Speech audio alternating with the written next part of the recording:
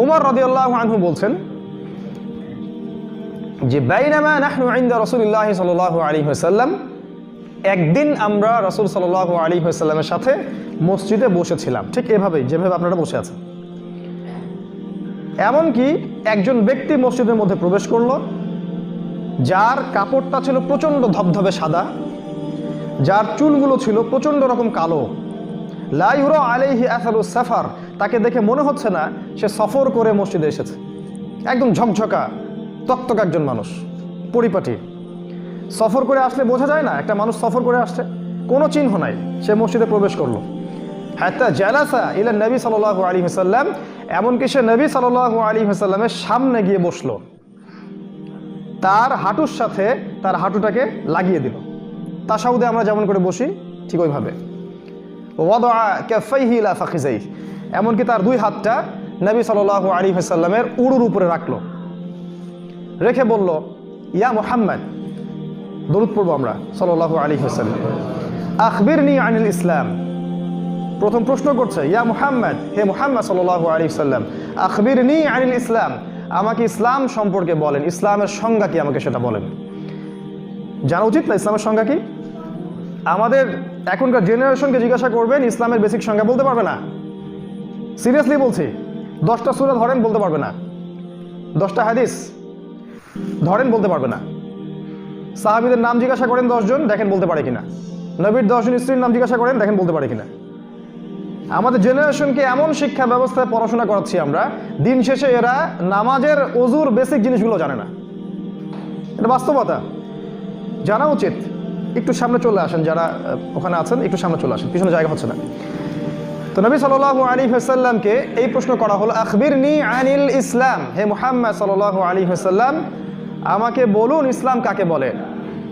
এবার আমাদের নবী সাল্লাল্লাহু আলাইহি ওয়াসাল্লাম তিনি সংজ্ঞা দিচ্ছেন, তিনি বলছেন, আল ইসলাম, খুব ভালো করে শুনুন, আল ইসলাম, ইসলাম হচ্ছে, ইসলাম রিলিজনটা বা জীবন ব্যবস্থাটা হচ্ছে আনতা আবুদাল্লাহ, আনতা আশহাদু আল্লা ইলাহা ইল্লাল্লাহ, তুমি প্রথমত সাক্ষী দিবে আল্লাহ ছাড়া ইবাদত পাওয়ার যোগ্য কোনো ইলাহ নাই, ওয়া আন্না মুহাম্মাদান রাসূলুল্লাহ, এবং মুহাম্মদ সাল্লাল্লাহু আলাইহি ওয়াসাল্লাম আল্লাহর প্রেরিত রাসূল, এটা প্রথমে সাক্ষী দিবে। ওয়া তুকিমাস সালাহ, এরপরে তুমি 5 ওয়াক্ত সালাত কায়েম করবে। ওয়া তুতিয়াজ যাকাহ, এরপরে তোমার সামর্থ্য যখন হবে তুমি যাকাত আদায় করবে। ওয়া তাসুমা রমাদান, এবং রমজান মাস যখন আসবে তখন তুমি সওম পালন করবে। ওয়া তাহুজ্জাল বাইতা ইন ইসতাতা'তা ইলাইহি সাবিলা, তোমার যদি সক্ষমতা থাকে তুমি আল্লাহর সন্তুষ্টির জন্য বাইতুল্লাহ হজ করবে। এই হলো ইসলাম, 5টা বিষয়।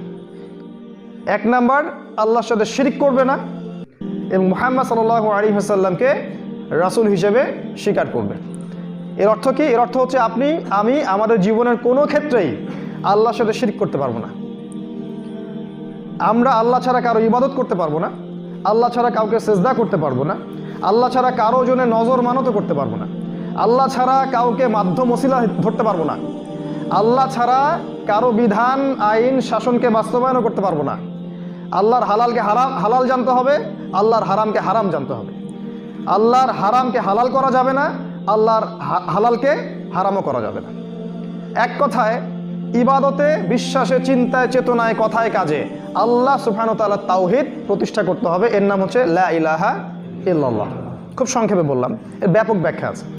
এরপরে ওয়া আন্না মুহাম্মাদুর রাসূলুল্লাহ, মুহাম্মদ সাল্লাল্লাহু আলাইহি ওয়াসাল্লামকে শেষ নবী, আল্লাহর রাসূল হিসেবে স্বীকৃতি দেয়া।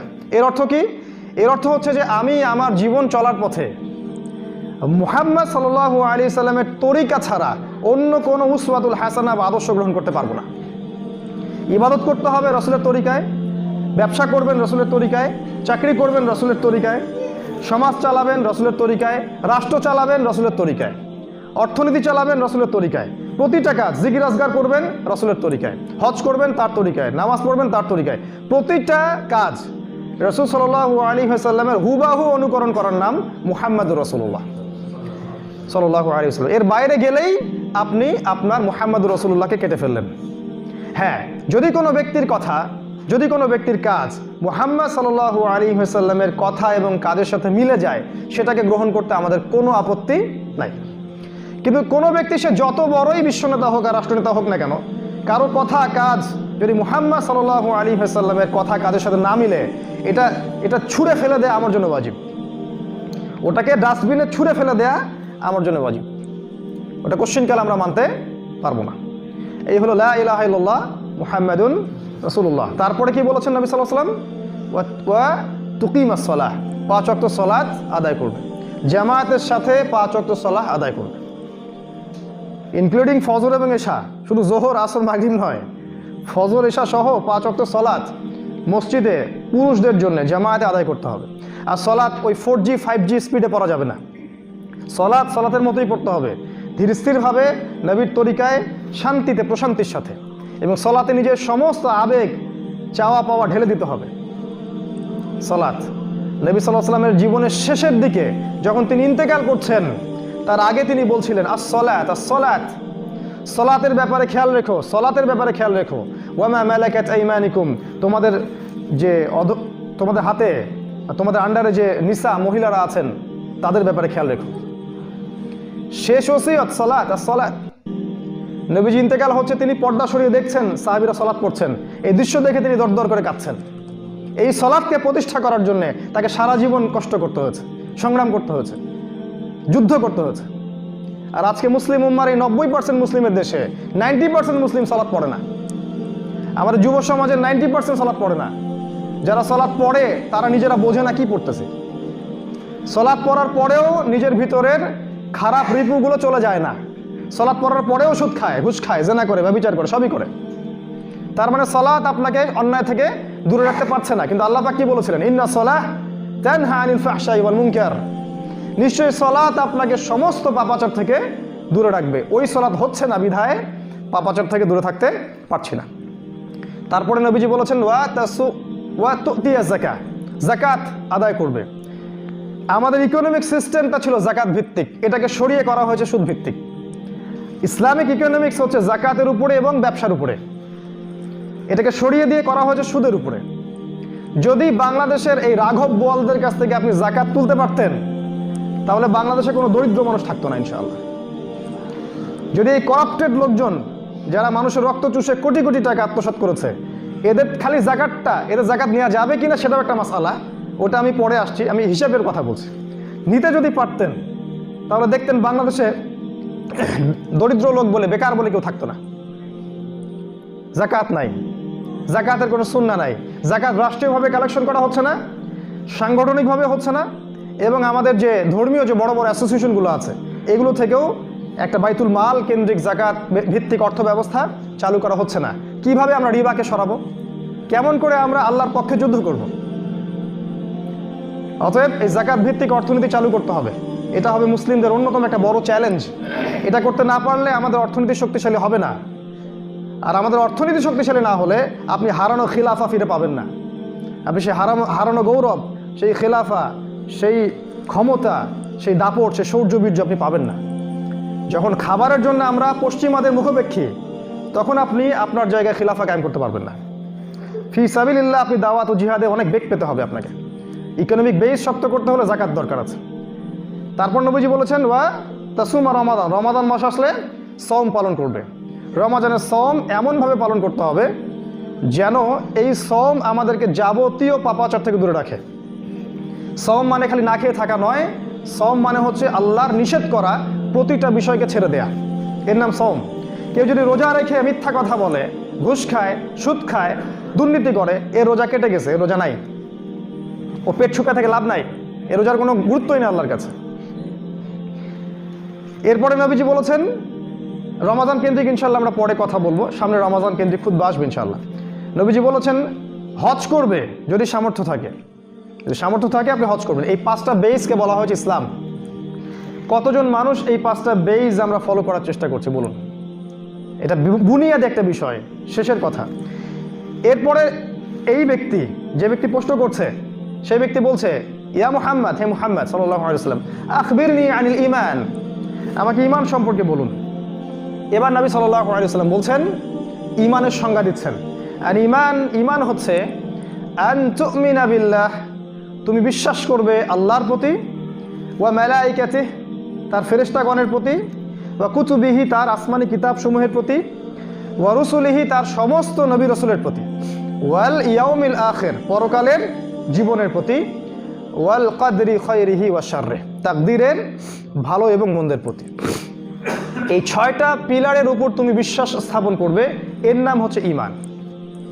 আবার বলছি, 1 আল্লাহর প্রতি, 2 ফেরেশতা মণ্ডলীর প্রতি, 3 আসমানি কিতাবসমূহের প্রতি, 4 নাম্বার সমস্ত নবী রসুলগণের প্রতি, 5 নাম্বার পরকালের জীবনের প্রতি এবং 6 নাম্বার ভাগ্যের ভালো মন্দের প্রতি। এই 6টা বিষয়ের উপরে আপনাকে আমাকে 3টা কাজ করতে হবে। একটা হচ্ছে প্রথমত মনে বিশ্বাস করতে হবে, তারপরে মুখে স্বীকার করতে হবে, তারপরে কাজেও বাস্তবায়ন করতে হবে। এই 3টা জিনিস একত্রিত হলে সে ব্যক্তি পরিপূর্ণ মুমিন। আর যদি শুধু মনে বিশ্বাস করে, কোনো কাজ নাই, একে বলা হয় ফাসেক জালেম। কোনো কাজ নাই, কোনো আমল নাই, কিন্তু মনে বিশ্বাস করে। আর যদি আপনি মনেও বিশ্বাস না করেন কিন্তু বাহ্যিকভাবে প্রকাশ করেন যে হ্যাঁ আমি মনে বিশ্বাস করেছি, তাহলে একে বলা হয় মুনাফিক। আর যদি কেউ মনেও বিশ্বাস না করে, স্বীকারও না করে, আমলও না করে, তাকে বলা হয় কাফের। এই হলো আসলে ক্লাসিফিকেশন। এই হলো ঈমানের 6টা পিলার, যার উপরে আমাদেরকে বিশ্বাস করতে হবে, কাজেও বাস্তবায়ন করতে হবে এবং মুখে স্বীকারও করতে হবে। একটু খেয়াল করে দেখেন, ঈমানের এই 6টা বিষয় হচ্ছে অদৃশ্য বিশ্বাস, তাই নয় কি? এই 6টা বিষয়কে আপনি পরীক্ষা, যুক্তি, দর্শন, বিজ্ঞান দিয়ে প্রমাণ করতে পারবেন না। পারবেন কি? আপনি কি ল্যাবরেটরিতে বসে আল্লাহকে প্রমাণ করতে পারবেন? ফেরেশতাদের অস্তিত্বকে প্রমাণ করতে পারবেন? হ্যাঁ, ল্যাবে বসে আপনি এলিয়েন প্রমাণ করতে পারবেন, যেটা এখন ওরা করছে। ভিন গ্রহে এলিয়েন আছে, কিন্তু ল্যাবের ওই পরীক্ষাগারের লোকজন এটা বলছে না যে হ্যাঁ ফেরেশতা থাকতে পারে আসমানে। তার এই কথা কখনো বলবে না, কারণ তারা হচ্ছে গডলেস সোসাইটি, আল্লাহীন একটা সভ্যতা। এই যে কুতুবিহি রুসুলিহি ওয়াল ইয়াউমিল আখির, এই যে মৃত্যুর পরের জীবন, কবর, জান্নাত, জাহান্নাম, মিজান, ফুলসিরাত, এগুলোকে কি বিজ্ঞান, যুক্তি, দর্শন দিয়ে প্রমাণ করতে পারবেন? আপনার আমার এই শিক্ষা ব্যবস্থা আপনাকে শিখিয়েছে যে বিজ্ঞান, যুক্তি, দর্শন দিয়ে পরীক্ষা নিরীক্ষা, পর্যবেক্ষণের মাধ্যমে যে জ্ঞানটা অর্জন করা যায় সেটাই প্রকৃত জ্ঞান।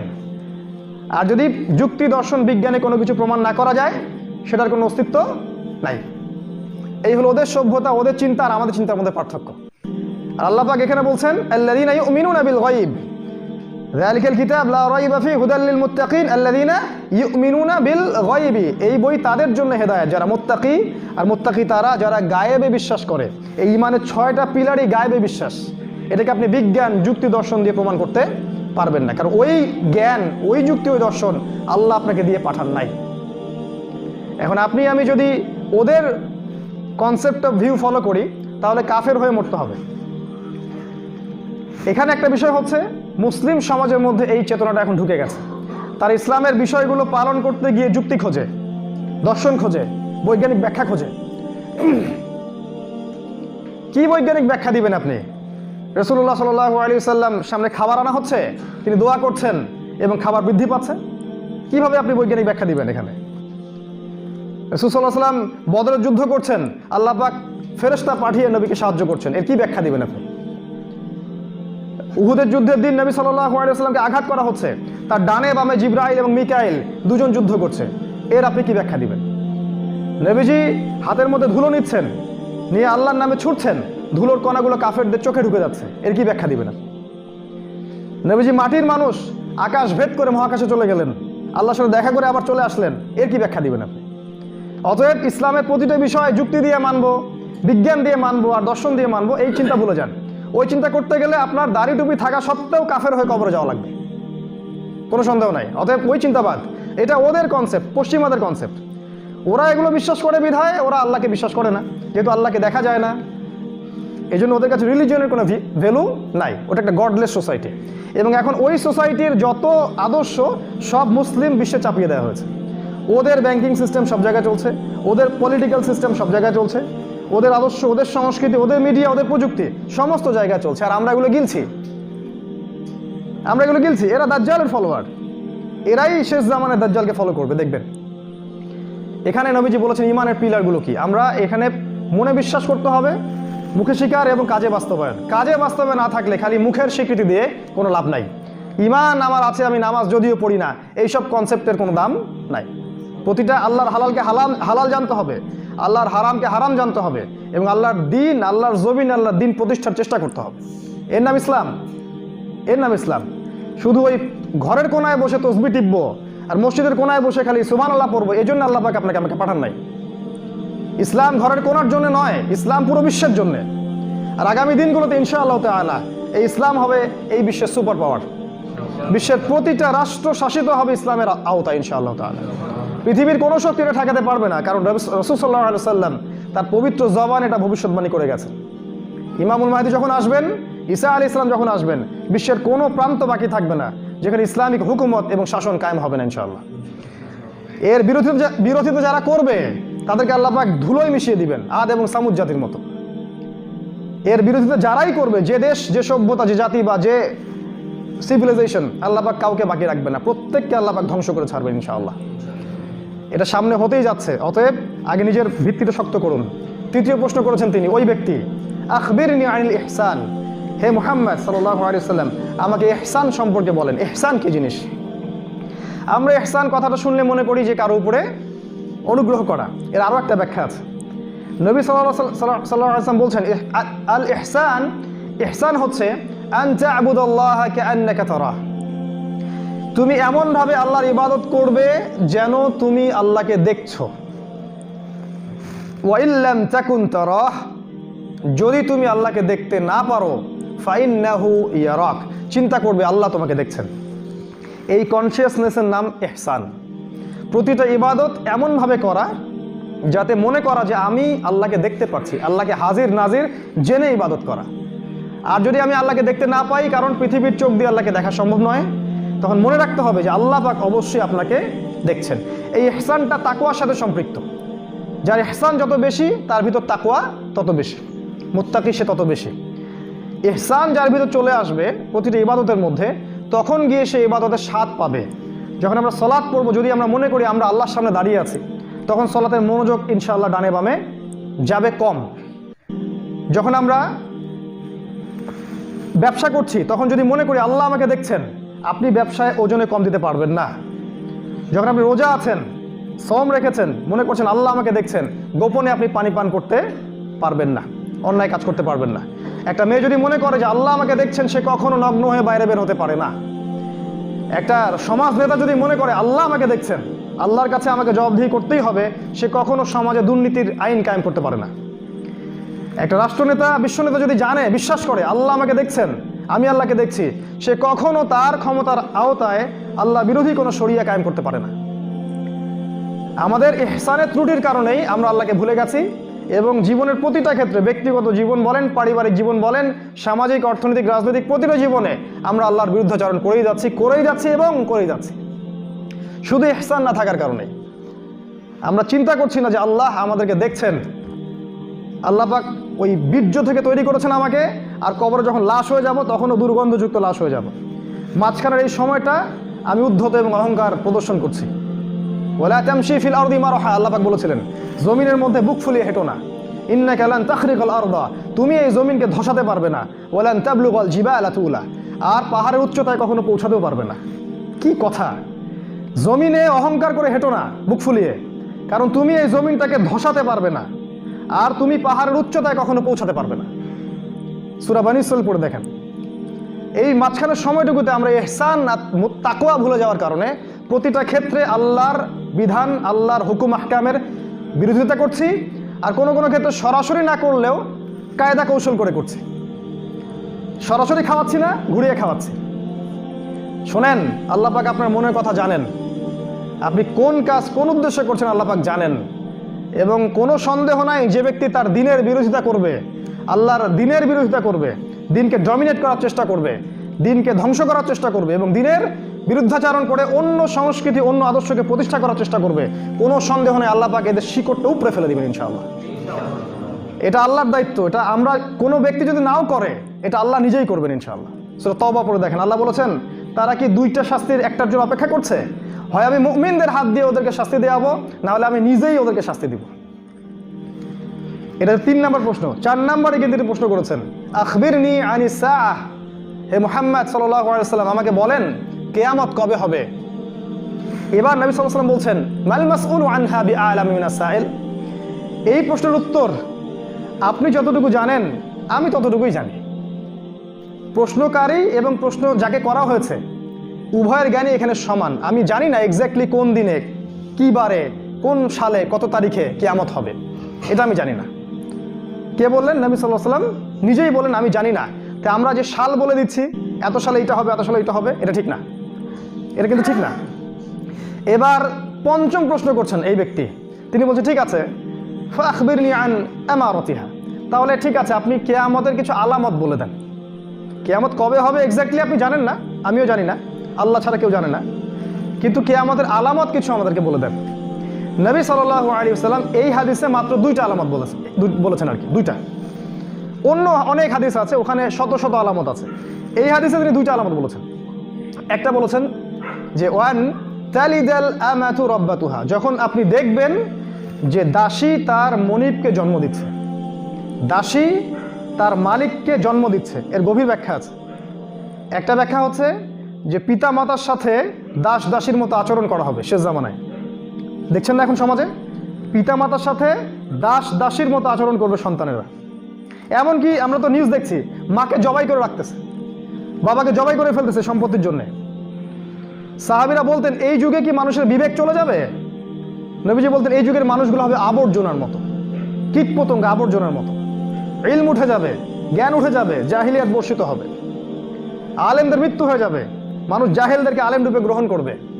বহু কথা নবীজি বলেছেন। মানুষের বিবেক বুদ্ধি আমানত উঠে যাবে, সলাত উঠে যাবে, ঈমান উঠে যাবে, একসময় কোরআন উঠে যাবে। কোরআন মানুষ পড়বে, কোরআনের মর্ম তার গলার নিচে নামবে না। মানুষ মদ খাবে, হালাল মনে করে খাবে, জেনা করবে, হালাল মনে করে করবে, আল্লাহ বিরোধী শারিয়া কায়েম করবে, হালাল মনে করে করবে। এগুলো শেষ জামানা সাইন নবীজি বলে গেছেন। প্রচুর ভূমিকম্প হবে, প্রচুর মহামারী ছড়াবে, সময় সংক্ষিপ্ত হয়ে যাবে, মানুষের দিন চলে যাবে একটা ঘন্টার মতো, মাস চলে যাবে একটা সপ্তাহের মতো, একটা বছর চলে যাবে একটা মাসের মতো। চারিদিকে ফিতনা এমনভাবে ছড়াতে থাকবে, একটা ফিতনা মালা ছিঁড়ে গেলে যেমন করে পড়তে থাকে পুঁতিগুলা, ওইভাবে ফিতনা ছড়াবে। প্রচুর হত্যাকাণ্ড হবে, চারদিকে খালি জিনা, ব্যভিচার, হত্যা, খুন, ঘুষ, ধর্ষণ, দুর্নীতি ছড়ায় যাবে সমাজে। এলা আখিরুজ জামানের সাইন, শেষ জামানের। এই হাদিসে নবীজি বলেছেন যে দাসী তার মনিবকে জন্ম দিবে। এর আরেকটা ব্যাখ্যা হচ্ছে যে মেয়েদের অবস্থা এমন হবে, মেয়েদের এমন একটা অবস্থা হবে যে মেয়েরা সন্তান জন্ম দেওয়ার সময় পাবে না। পরিবারে মেয়েরা এত ব্যস্ত হয়ে যাবে এই কেরিয়ার, স্ট্যাটাস, চাকরি বাকরি এসবের কারণে, যে মেয়েরা সন্তান ধারণ করার মতো সময় পাবে না। তখন কি হবে? তখন ভাড়া করে মেয়েদেরকে হায়ার করতে হবে, ওই সিঙ্গাপুরের মতো, সৌদি আরবের মতো, অন্য কান্ট্রিগুলোর মতো। ওরা নিম্নবিত্ত দেশগুলো থেকে মেয়েদেরকে হায়ার করে, 10 মাসের জন্যে ওর গর্ভটা কিনে নেয় এবং ওই গর্ভের মধ্যে স্পার্ম, বীর্য ওখানে পুশ করার পরে ওখানে কৃত্রিমভাবে বাচ্চা উৎপন্ন হয়। সেই বাচ্চা 9 মাস ওর গর্ভে থাকে। তারপরে এই মেয়েটা বাচ্চা খালাস করে, এই মেয়েকে তার পারিশ্রমিক বুঝিয়ে দেওয়া হয়, তাকে পারিশ্রমিক দিয়ে দেওয়া হয়, সে চলে যায়। আর যে বাচ্চাটা রেখে গেল, এই বাচ্চা কার? এই বাচ্চা মনিবের বাচ্চা, এই যে মালিকের বাচ্চা দাসী প্রসব করলো। গভীর ব্যাখ্যা, এটা এত সহজে বুঝবেন না পড়াশোনা না করলে। এটা বাদ দেন, আরেকটা আলামত নবীজি বলেছেন যে এটা শোনেন, ওয়ান তারাল হুফাতাল উরাতাল আলাতা রিয়া আশ-শাইয়াতা তাওয়ালুনা ফিল বুনিয়ান। নবীজি বলেছেন কিয়ামতের একটা বড় নিদর্শন হচ্ছে যে যখন আপনি দেখবেন সমাজের সবচেয়ে নিম্ন শ্রেণীর মানুষ, যাদের পায়ে জুতা ছিল না, পরনে কাপড় ছিল না, রাখাল, ওই যে মেষপালক রাখালের মতো, এই শ্রেণীর মানুষ উঁচু উঁচু বিল্ডিং নির্মাণের প্রতিযোগিতা করবে। ফান্তাজিরুস সাআ, কিয়ামতের অপেক্ষা করেন তখন। বুঝতে পারছেন? এখন বিগত 50 বছরে এই বিশ্বের অবস্থা দেখেন, দেশের অবস্থা দেখেন। এক সময় এত বিল্ডিং ছিল না, এখন আপনি যেখানে যাবেন, ঢাকা শহরে যাবেন দেখবেন এটা কিয়ামতের শহর। বড় বড় শহরগুলোতে যাবেন দেখবেন কিয়ামতের শহর। বড় বড় যে রাষ্ট্রগুলো আছে এগুলোতে যাবেন, সফর করবেন, দেখবেন কিয়ামত আপনার সামনে। যাদের কাছে আগে খাবার টাকা ছিল না, পায়ে স্যান্ডেল পরার টাকা ছিল না, এরা এখন ইয়াতাতাওয়ালুনা ফিল বুনিয়ান, এরা উঁচু উঁচু বিল্ডিং নির্মাণের প্রতিযোগিতা করবে। তোমারটা 10 তলা, আমারটা 20 তলা, তোমারটা 100 তলা, আমারটা 200 তলা। দেখেন ভালো করে, আরব বিশ্বের দিকে তাকায় দেখেন, বিশ্বের বড় বড় দেশগুলোর দিকে তাকায় দেখেন, একদম কিয়ামত আপনার হাতের ডগায় চলে আসছে। সবচেয়ে শেষ হাদিসে নবীজি এই আলামতটা বলে গেছেন। তার মানে যখন এই আলামত দেখা যাবে তখন আর কিয়ামতের জন্য এত অপেক্ষা করার সুযোগ নাই, সময় কম। এটা নবী সাল্লাল্লাহু আলাইহি ওয়াসাল্লাম বলেছেন। এটা কিভাবে সম্ভব? উত্তর হচ্ছে এটা ওই যে প্রথমে বললাম, আরেকটা ওহী এসেছিল রিবা, সুদ, ওই সুদের মধ্য দিয়েই কেবল সম্ভব। সমাজের নিম্ন শ্রেণীর মানুষ বিল্ডিং নির্মাণের প্রতিযোগিতা করবে, অন্যভাবে সম্ভব না। সুদি লোন নিয়েই সম্ভব, অন্যভাবে সম্ভব না। আর এদের জন্য একটা সুসংবাদ দিচ্ছি, সেটা হচ্ছে যে আমাদের নবীজি বলেছেন কিয়ামতের আগে বাইনা ইয়াদাই সাআ, কিয়ামতের আগে আগে মুতানুন শরীদ, বড় ব্যাপক মহামারী ছড়াবে। ওয়া বা'দাহু, এবং এই মহামারী যখন চলে যাবে তারপরে আসবে সানাওয়াতুজ জালাজিল। সানাওয়াতুজ জালাজিল, গতকালকে দেখলাম অস্ট্রেলিয়াতে 7.3 মাত্রা ভূমিকম্প হয়েছে। যখন মহামারীর সময়টা চলে যাবে তখন আসবে ভূমিকম্পের বছরগুলো। সানাওয়াত বহু বচন, জালাজিল ভূমিকম্প, বছর জুড়ে ভূমিকম্প চলতে থাকবে। এটা সামনে আসছে, এই মহামারী সিজন চলে যাবে যখন, তারপরে দেখবেন ভূমিকম্প শুরু হবে। আর যারা এরকম হারাম টাকায় উঁচু উঁচু বিল্ডিং নির্মাণ করেছে, প্রত্যেকটা বিল্ডিং হয়ে যাবে একটা একটা কবরস্থান। দেখেন কি হয় সামনে। কিয়ামতের আলামতটা নবীজি এখানে কিছু বলে গেলেন, এছাড়া অন্য অন্য হাদিসে অনেক কিছু বলে গেছেন। মুসলিমদের অধঃপতন হবে, তাদের দিন থেকে তারা সরে আসবে, মুসলিমদের বিভক্তি সৃষ্টি হবে, আমাদের জীবনযাত্রার মান কমে যাবে, দুনিয়া নিয়ে আমরা ব্যস্ত থাকবো, আমরা আমাদের খেয়ানত করবো, সালাত ছেড়ে দিব, অনেক কথা তিনি বলে গেছেন। মুসলিমদেরকে কচুকাটা করা হবে, কাফের মুশরিক জালেমরা মিলে মুসলিমদেরকে ঘিরে ফেলবে, এবং প্রতিটা রাষ্ট্রে দেখবেন মুসলিমদেরকে একদম নিরীহ পাখির মতো হত্যা করা হবে।